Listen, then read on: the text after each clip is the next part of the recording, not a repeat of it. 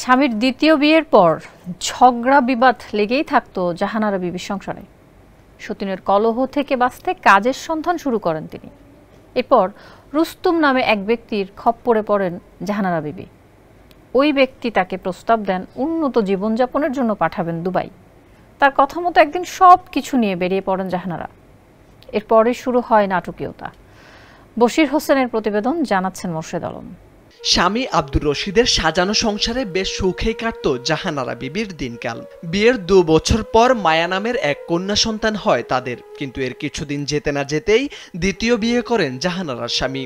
সেখান থেকেই অশান্তি আর মানসিক যন্ত্রণার শুরু। আমি রান্নায় মানহীন কোনো উপাদানের সাথে আপোষ করি না। নারী আর নানান আপোষহীন এক নাম। সংসারে এসব কলহের কথা জাহানারা খুলে বলেন রুস্তম নামের এক আত্মীয়ের কাছে। কিন্তু দুর্বলতার সুযোগ নিয়ে উন্নত জীবনের লোভ দেখিয়ে তিনি প্রস্তাব দেয় কম টাকায় দুবাই যাওয়ার। আগপিছ না ভেবে তাতে রাজি হয়ে যান জাহানারা। মেয়ে মায়াকে নিয়ে দুবাইয়ের উদ্দেশ্যে ঘর ছাড়েন তিনি। সঙ্গে ছিলেন আরও 2 জন।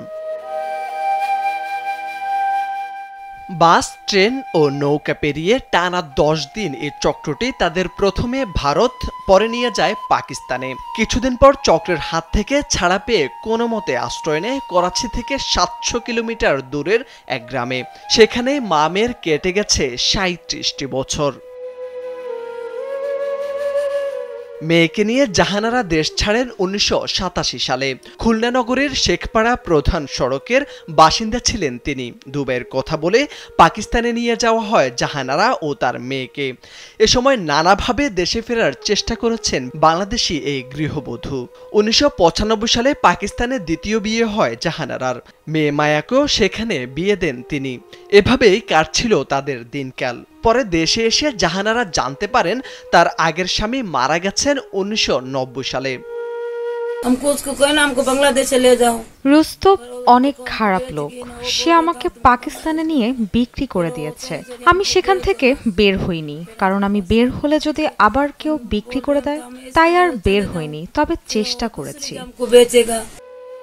গত বছর জাহানারা বেগমের সঙ্গে দেখা হয় দেশে ফেরা নামের একটি স্বেচ্ছাসেবী সংগঠনের সদস্যদের সাথে। তাদের প্রচেষ্টায় দীর্ঘ 37 বছর পর গত 2 জুন রোববার খুলনার শেখপাড়া বাড়িতে পা রাখেন তিনি। 3 যুগেরও বেশি সময় পর হারানো সহোদর আর স্বজনদের ফিরে পেয়ে আপ্লুত জাহানারা বিবি। আমার দেশ আমার কাছে ভালো লাগে।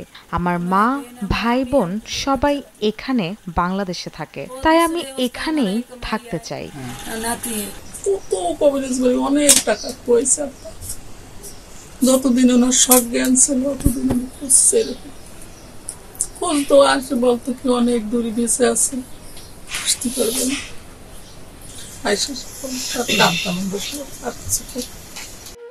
জাহানারা চান তার মতো মেয়ে মায়াকেও দেশে টানতে, কিন্তু এজন্য আবারও তাকে যেতে হবে পাকিস্তানে।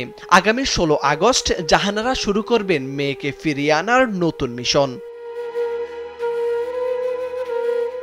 মোর্শেদ আলম, কালবেলা।